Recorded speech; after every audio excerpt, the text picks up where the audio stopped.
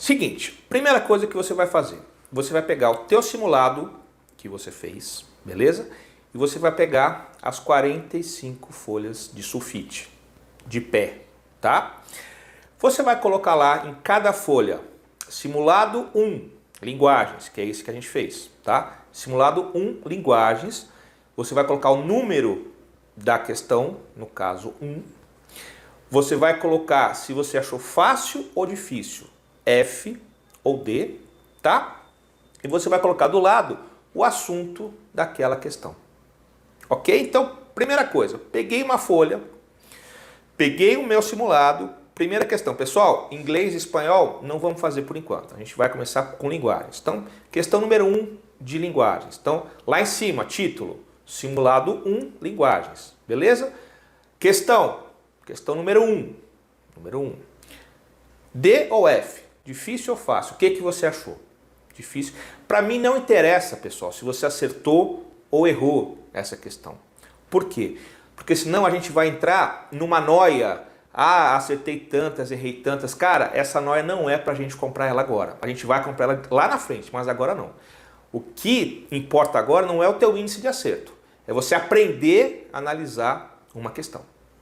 Tá? E não só analisar, mas aprender com essa questão. Porque uma questão pode puxar vários assuntos diferentes. Então, com uma questão, a gente pode aprender palavras novas que vão nos ajudar a fazer redação. A gente pode aprender conceitos novos. A gente pode relembrar fatos históricos ou biológicos novos. Ou que a gente viu há muito tempo e não lembra mais. Tal. Então, isso é criar sinapse. A gente vai criar sinapse dessa forma. Tá? Então, se você quiser colocar se você errou ou acertou, fica a teu critério, tá? Não acho necessário. Então, para mim hoje, se você dessas 45 acertou 15, 30 ou 20 ou 40, não é importante, tá? Eu sei que tá todo mundo aí, você foi checar o simulado, tanto é que eu nem perguntei para vocês quanto vocês tiraram, nem porque eu poderia ter perguntado individualmente, olha, quanto é que você tirou? Não interessa isso pra gente. O que interessa é que você aprenda a analisar. A gente está conhecendo o nosso inimigo. A gente está entrando com o nosso inimigo. Por quê? Já que é o Enem, então eu vou conhecer os Enems anteriores. E simulados anteriores. Legal? Tudo certo? Então, primeira folha, simulado 1, linguagens. Questão número tal, fácil ou difícil. E o tema daquela questão. Professor, puxa, mas esse tema está muito difícil. Ok. Mas coloque alguma palavra, e assim, o tema é uma palavra, 2 palavras, tá? Por exemplo, caiu uma questão de eletricidade em física, tá? Resistores, watts e tal. Mas aí você não sabe o assunto. Mas ali ele falou, olha, numa casa um chuveiro demanda tal. Bota lá assunto, chuveiro. Ah, professor, mas é muito tosco. Tudo bem, agora pode ser tosco. No começo do estudo a gente pode ser tosco. No meio a gente vai ser menos tosco. No fim vai ser quase nada tosco. E quase já no Enem, zero tosco. Tá? Então a hora da gente exercitar é agora. E a gente começa sempre, quando você vai do primeiro andar para o segundo, você não pula. Você vai de degrau por degrau. Quando você vai fazer academia para fortalecer teu braço, você não vai começar puxando já 30 quilos, você vai puxar 2 quilos, depois 3, depois 4, depois 5, porque se você puxar 30, teu braço não vai aguentar e vai te dar um tilt, você vai ficar mal, daí você vai precisar ficar um mês parado, e não é assim que a gente trabalha, né? O músculo não sabe trabalhar assim, é um pouquinho por dia. Quando você aprendeu a ler, quando você aprendeu a tabuada, você já aprendeu direto da tabuada do 1 até do 10? Não.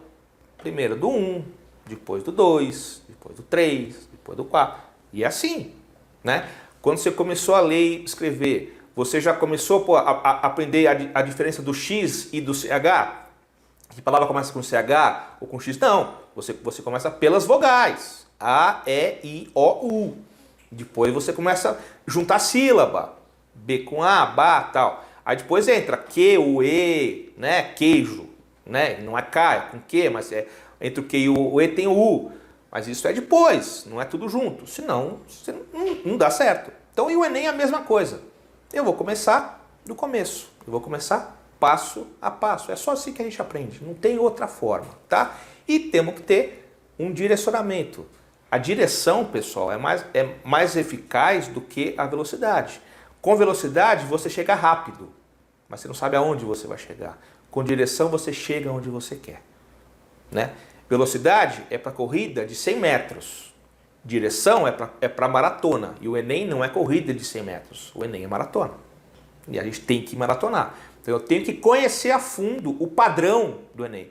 A gente só vai conhecer fazendo dessa forma, tá? Que já foi comprovado. Os estudantes de medicina de Harvard, ao invés deles terem uma aula sobre um assunto tal, o professor manda eles estudarem aquele assunto e prepararem uma aula sobre aquele assunto. E aí eles preparam essa aula, aí depois que o professor vem complementando. Então, se por exemplo, eu for dar uma aula amanhã sobre história do descobrimento do Brasil, um exemplo. Uma coisa é pedir para vocês estudarem em casa isso, e amanhã eu quero que cada um traga alguma informação sobre isso. Aí eu vou pegar todas essas informações, vou complementar com a minha e a aula está dada. Essa aula de amanhã vai ser muito mais produtiva do que se eu chegar amanhã, vomitar a matéria para vocês sem vocês terem estudado antes. Isso chama-se aula invertida. Hoje, as melhores faculdades do Brasil trabalham com aula invertida, ou seja, você estuda antes o assunto, por quê? Imagina que a classe tenha 30 alunos, tá? Cara, 30 alunos pesquisando, sempre um vai achar uma coisa que ninguém tinha achado antes. E às vezes é esse detalhe que faz a gente ir bem. Por isso que é muito bacana a gente estudar antes e quando a gente já chegar sabendo mais ou menos qual é o assunto da aula, para o professor só complementar. Tá bom? Agora eu vou fazer uma questão, que é a questão 28 do simulado. Vamos lá?